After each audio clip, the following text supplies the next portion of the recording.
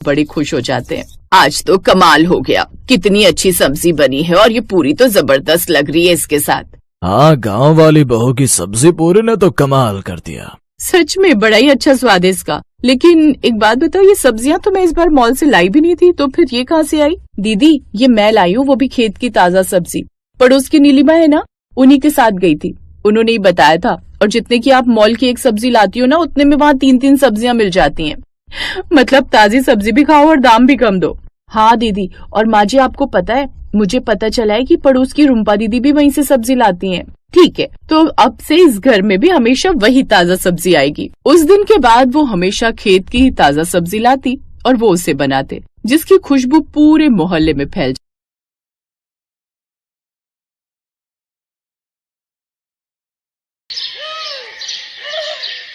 रोशनी एक गरीब परिवार से थी, जिसके पिता मेहनत मजदूरी करके घर चलाते थे। उसके परिवार में उसकी माँ और उसके बाबा थे।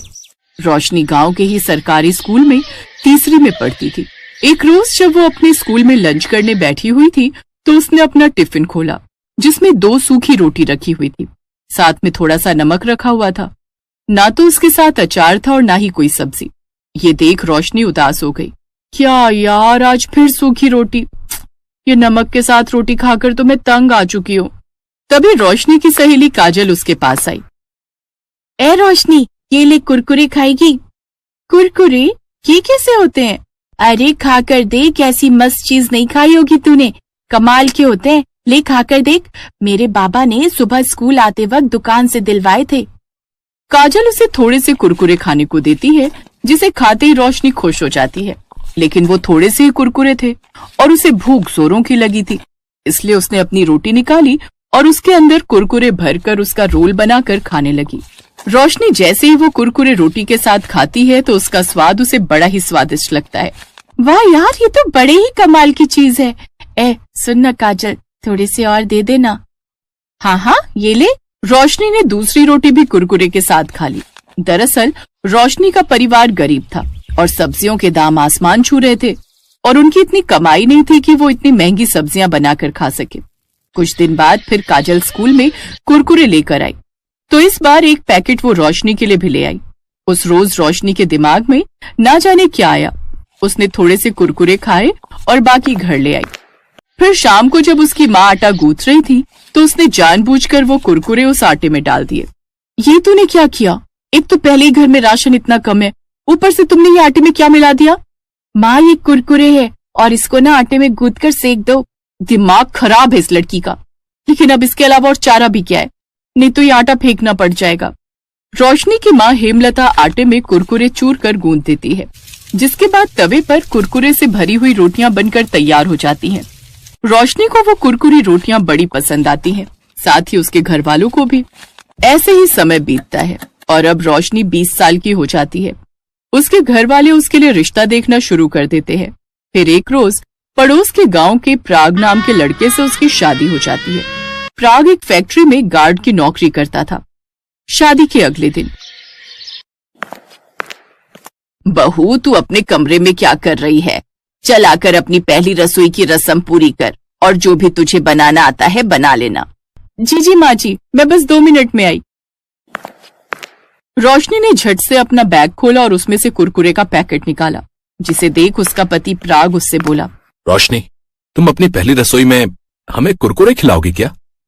ओफो, आप चुप रहो ना। एक तो वैसे अपनी पहली रसोई को लेकर मैं इतनी घबराई हुई हूँ, और माँ जी ने कहा है ना, जो भी बनाना आता होगा बना देना।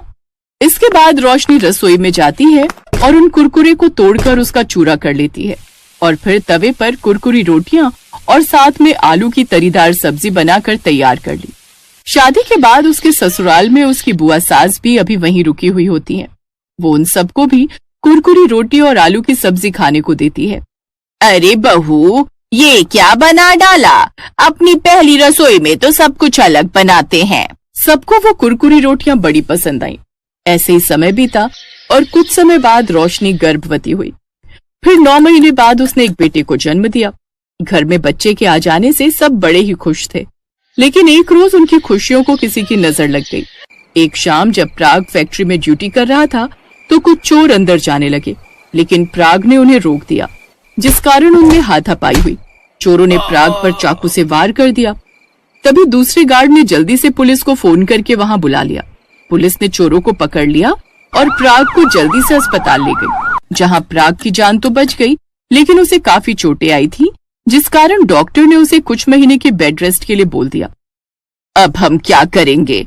अब घर का गुजारा कैसे चलेगा? माँ जी, अगर आपको बुरा न लगे तो मैं बाजार में कुरकुरी रोटी का ठेला लगाना चाहती हूँ। मुझे यकीन है मेरे हाथ की बनी कुरकुरी रोटियां सबको बड़ी पसंद आएंगी। लेकिन रोशनी, इन सब के लिए हमारे पास पैसे कहाँ से आएंगे? तुम तो जानती हो मेरी इतनी कमाई नहीं थी कि कुछ बचत कर पाता। तभी उसकी फैक्ट्री का मैनेजर वहां आता है। प्राग, जिस बहादुरी से अपनी जान पर खेलकर तुमने उन चोरों से मुकाबला किया और ईमानदारी से अपनी ड्यूटी निभाई, उसके लिए मालिक ने तुम्हें ये 50,000 का इनाम दिया है। ये सुनकर वो सभी बड़े खुश हुए। अगले दिन से कुछ पैसों से रोशनी जरूरत का सामान ले आई। अब वो उस ठेले पर कुरकुरी रोटियां बनाकर आलू की सब्जी और धनिया पुदीने की चटनी के साथ बेचने लगी। उसके ठेले पर ग्राहकों की भीड़ लगने लगी। अब तो उसके गांव के साथ साथ दूसरे गांव के लोग भी वहां आने लगे। बहुत तारीफ सुनी है तुम्हारी इस कुरकुरी रोटी की। बहुत तारीफ सुनी है तुम्हारी इस कुरकुरी रोटी की। हमें भी तो चखाओ भाई। वैसे कितने की है ये प्लेट? भाई साहब, सिर्फ 20 रुपए प्लेट। अरे वाह, इतना कम दाम। मेरे लिए लगा दो एक प्लेट। ग्राहक ने जैसे ही उसके हाथ की कुरकुरी रोटी खाई, उसका स्वाद वो भुला ना सका। अब तो जो भी एक बार उसके ठेले पर आता, वो हर बार आता। अब रोशनी की अच्छी खासी कमाई होने लगी। 4 महीने बाद प्राग भी पूरी तरह ठीक हो गया और अब उसने भी गार्ड की नौकरी छोड़ दी और रोशनी के साथ उसके ठेले पर उसका हाथ बटाने लगा और अब वो खूब पैसे कमाने लगा।